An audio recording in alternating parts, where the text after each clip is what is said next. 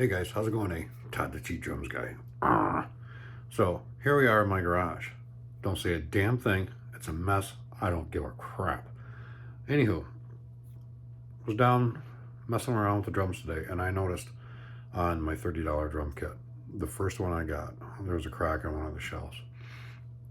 You know, after finding or trying to find a home for these, uh, nobody wanted to buy them. Everybody's cheap as hell in this town, evidently. And I actually couldn't even give them away to the school system, which, you know, granted, we do live in a resort town and there's a lot of money around, so I'm sure the school is pretty well stocked. Even none of the students wanted a set, so oh well.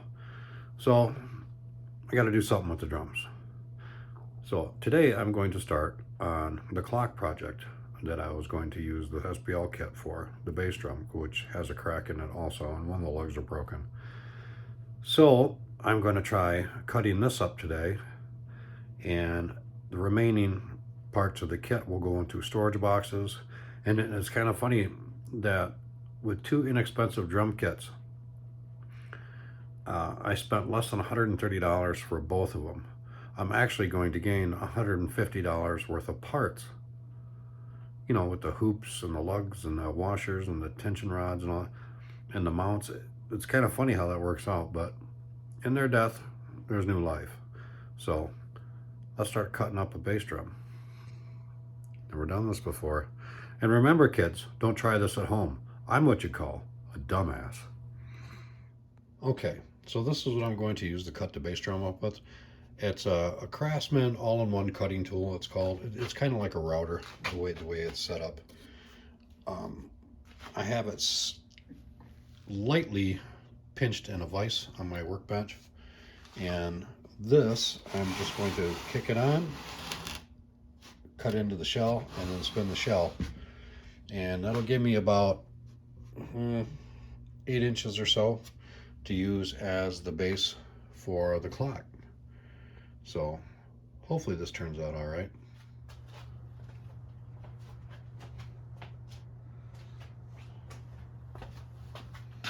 Remember, kids, like I said, don't try this at home. I'm not a professional, and this is not the proper use and technique for this tool.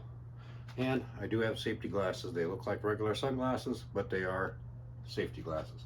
And you do not wear gloves. With any type of rotary tool with spins like this, you do not wear gloves. If by some strange reason your hand gets caught in this damn thing, it's just gonna be a really bad day for you. So again, I don't know if this is gonna work. We'll see. Start, you bastard.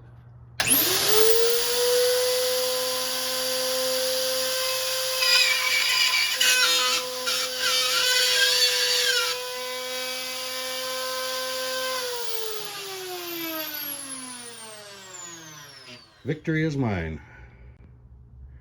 Now I just gotta clean up those edges a little bit.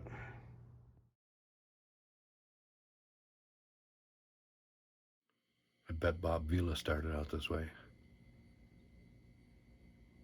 No, I can't really validate that. I don't think he plays drums anyways. But this is what I got going on so far. Now, with this being a 20-inch bass drum heads and all my other ones are 22s, I wasn't too concerned with wrecking this one. And I really didn't think this one through too well. But this is, well, was the clock we found out in the garage. Inexpensive one. It's quite old, actually. 1991. Anyways, so I decided to rip this one apart. Now, I couldn't figure out a way to get this on there correctly or properly unless I use a glue gun, and I couldn't really cut this apart and put it on the backside. Well, I could have because I'm wrecking the head. So do not hate me for what I just did, and I'll show you. And Red Green used to say, if they don't find you handsome, at least they'll find you handy. When you use duct tape. Yeah, duct tape. That's custom, baby. But it works. Or I should say it will work, and it's holding it. And the clock seems to be working. So what I'm going to do, I have to figure out I was planning on using this cover for it somehow. It's got the two little tabs down there on the bottom. You can see down there, right there. Problem is I have to cut little slots into the bass drum head, and it really wouldn't fit because the little slots are actually above the bottom. So the head would have to be forced up in order for the tabs to go in there.